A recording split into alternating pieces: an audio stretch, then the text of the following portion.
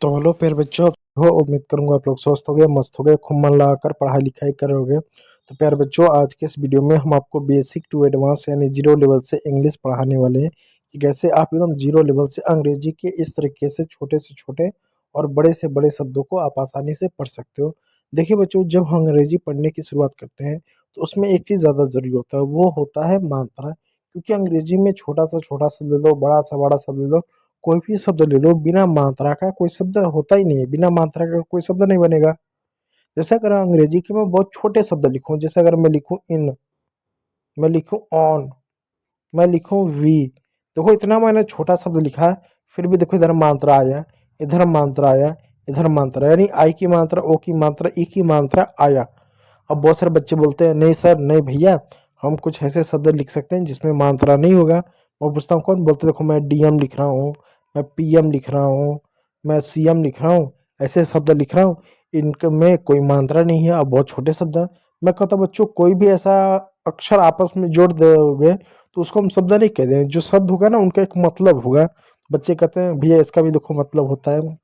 तो बच्चों, मतलब होता है, लेकिन मतलब के साथ साथ बच्चों जो आप शब्द पढ़ रहे हो उस शब्द का आपको साउंड पढ़ना रहता है, साउंड पढ़ना रहता है, ना कि नाम। अभी मैं आपको समझाता हूँ। देखो बच्चों, मैं एक शब्द लिख रहा हूँ CAR, क्या पढ़ोगे? आप पढ़ोगे इसको कार। अब मुझे बताओ ये कौन सा अक्षर है तो सी, लेकिन सी को आपने सी नहीं पढ़ा, आपने क पढ़ा। ये कौन सा अक्षर है? ये अक्षर है आर, लेकिन आर को आपने आर नहीं, आपने र पढ़ा। तो इसका मतलब है प्यारे बच्चों, जब अंग्रेजी पढ़ते हैं तो अंग्रेजी पढ़ते समय हम कॉन्सोनेंट का साउंड पढ़ते हैं, ना कि उसका नाम। तो आप मुझे बताओ, जो डी और एम है, तो आपने डीएम में उसका नाम पढ़ा कि साउंड पढ़ा? जैसे डी का साउंड होगा ड, एम का साउंड होगा म, तो इस हिसाब से ये होना चाहिए डम, लेकिन उसको हम डीएम पढ़ते हैं, यानी सिर्फ उसका अक्षर पढ़ रहे हैं। इसलिए देखो कभी भी डीएम पीएम लिखा रहता है तो कॉमा करके लिखा रहता है, इस तरीके से सीएम, डीएम, पीएम ऐसे कॉमा करके लिखा रखा है। तो हम सिर्फ क्या करते हैं, उसका स्पेलिंग पढ़ते, अक्षर पढ़ते, उसका साउंड नहीं पढ़ते हैं। ठीक है। तो दूसरा चीज़ क्या है बच्चों? कॉन्सोनेंट इंपॉर्टेंट है। कॉन्सोनेंट क्यों? क्योंकि अंग्रेजी पढ़ते समय हम कॉन्सोनेंट का साउंड पढ़ते हैं। तो देखो यहाँ पर कॉन्सोनेंट का साउंड नहीं है, फिर भी मैं आपको कॉन्सोनेंट का साउंड बता देता हूँ। देखो बच्चों, बी को ब पढ़ते हैं, सी को क पढ़ते हैं और स पढ़ते हैं, डी को ड पढ़ते हैं, एफ को फ पढ़ते हैं, जी को ग पढ़ते हैं, जे को ज पढ़ते हैं, के को क पढ़ते हैं, एल, यहाँ पर एल को ल पढ़ते हैं, एम को म पढ़ते हैं, एन को न पढ़ते हैं। तो इतना मतलब 10 को याद रखिएगा। उसके बाद आगे बताता हूँ। पी को प पढ़ते हैं, क्यू को क और व पढ़ते हैं, आर रॉक, आर को र पढ़ते हैं, एस को स पढ़ते हैं, टी को ट पढ़ते हैं, वी को व पढ़ते हैं, डब्लू को व पढ़ते हैं, एक्स को आधा क और स पढ़ते हैं, वाई को य पढ़ते हैं और जेड को ज पढ़ते हैं। ये रहा कॉन्सोनेंट का साउंड। ठीक है पर बच्चों, इसको याद रखिएगा। अब चलते हैं अंग्रेजी पढ़ने की कोशिश करते हैं। देखो बच्चों, यहाँ पर अंग्रेजी पढ़ने आए हैं, हिंदी नहीं। हिंदी और अंग्रेजी में एक ही अंतर होता है। हिंदी में मान लो बच्चों, अगर ये आपका छोटी है, छोटी का यह मात्रा होगा, इसको हर जगह हम छोटी ही पढ़ेंगे। अंग्रेजी में ऐसा नहीं होता। अंग्रेजी में बच्चों अगर ये ई है तो ई को हम एक ही मात्रा पढ़ेंगे, इसको बड़ी की मात्रा पढ़ेंगे, इसको अ के रूप में भी पढ़ते हैं और न जाने कुछ और भी पढ़ते हैं। जैसे मैं एक शब्द लिखता हूँ PEN, दूसरा शब्द लिखता है VERB, इसको पढ़ोगे पेन, इसको पढ़ोगे वर्ब। अब बताओ, यहाँ पर ई को एक ही मात्रा पढ़ा, लेकिन यहाँ पर ई को क्या पढ़ा? अ पढ़ा, साइलेंट हो गया। क्यों आखिर ऐसा? तो इसका मतलब है एक ही ई को अलग अलग तरीके से हम उसको पढ़ते हैं। ठीक है, इस बात को आप याद रखिएगा। चलिए आगे अब चलते हैं बाकी शब्दों को पढ़ने। देखिए, नियम नंबर 1, जब अंग्रेजी के 2 से 3 कॉन्सोनेंट बीच में ई आए तो ई का उच्चारण एक ही मात्रा के रूप में करते हैं। किस रूप में? एक ही मात्रा के रूप में। अब देखिए, GET है तो जी का बच्चों ग होगा, ई है तो ई का ए का उच्चारण होगा, टी है टी का ट होगा, हो जाएगा गेट।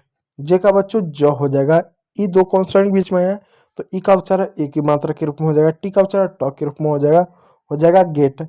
बी है BET, तो बी 2 कॉन्सोनेंट बीच में है, ई 2 कॉन्सोनेंट बीच में है, तो बी का ब हो जाएगा, ई का ए का उच्चारण हो जाएगा, टी का ट हो जाएगा, बेट हो जाएगा। तो जेट, गेट, जेट, बेट, इस तरीके से अंग्रेजी के शब्द पढ़ा जाएगा। अब देखिए अंग्रेजी का एन होगा, ई का ए का उच्चारण होगा, टी का ट हो जाएगा नेट, पी का प हो जाएगा, ई का उच्चारण हो जाएगा, टी का ट हो जाएगा पेट, एस का आधा स हो जाएगा, के का क हो जाएगा, ई का ए का उच्चारण हो जाएगा, टी सी एच का च हो जाएगा स्केच।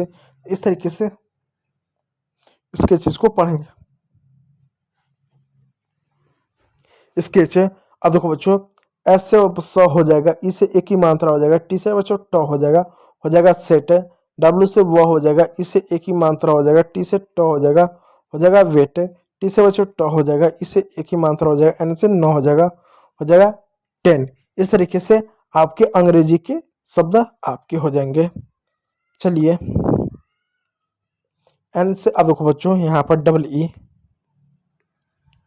ई देखिए। अब बच्चों कभी भी अंग्रेजी में डबल ई आए तो डबल ई का उच्चारण बड़ी की बात के रूप में करें। एन का बच्चों न करेंगे, डब्ल्यू का उच्चारण बड़ी के रूप में करेंगे, डी का उच्चारण ड के रूप में हो जाएगा निड, एम का उच्चारण म के रूप में करेंगे, डब्ल्यू का उच्चारण बड़ी की मात्रा के रूप में करेंगे, डी का उच्चारण टी का उच्चारण ट के रूप में करेंगे, हो जाएगा मीट, डब्ल्यू का उच्चारण व के रूप में करेंगे, डब्ल्यू का उच्चारण बड़ी की मात्रा के रूप में करेंगे, के का उच्चारण क के रूप में करेंगे, हो जाएगा वीक। उसी प्रकार प्यारे बच्चों एफ का उच्चारण फ के रूप में करेंगे, डब्ल्यू का उच्चारण बड़ी की मात्रा के रूप में करेंगे, डी का उच्चारण ड के रूप में करेंगे, हो जाएगा फीड, सी एच का चौ के उच्चारण करेंगे, डब्ल्यू का उच्चारण बड़ी की मात्रा के रूप में करेंगे, के का उच्चारण क के रूप में करेंगे, हो जाएगा चिक। अब देखिए चलिए अगला शब्द देखिएगा, डी का उच्चारण ड के रूप में करेंगे और डब्ल्यू का उच्चारण बड़ी की मात्रा के रूप में करेंगे, के का उच्चारण प के रूप में करेंगे, हो जाएगा डीप। इस तरीके से पहले बच्चों डबल ई आए तो उसका उच्चारण बड़ी के रूप में करेंगे। इन शब्दों को खुद से पढ़ने की कोशिश कीजिएगा। चलिए आगे शब्द चलते हैं। अब बच्चों ई ए है, देखिए कभी अंग्रेजी में ई ए आए तो ई ए का उच्चारण बच्चों हम बड़ी की मात्रा के रूप में करेंगे।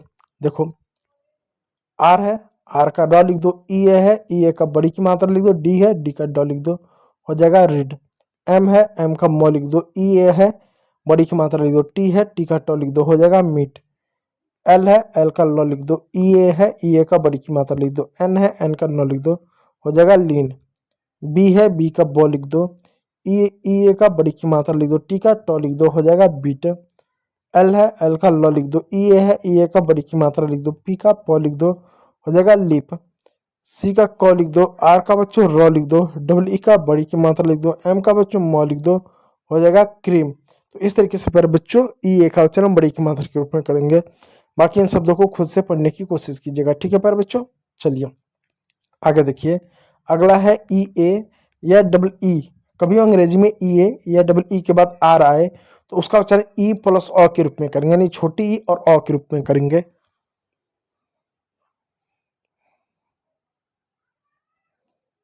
चलिए देखिए इसको, अब देखो D double E R, D का ड लिख दीजिएगा, डबल ई का ई की मात्रा लिख दो, अ के रूप में अ लिख दो, आ के रूप में र लिख दो, हो जाएगा डी एन।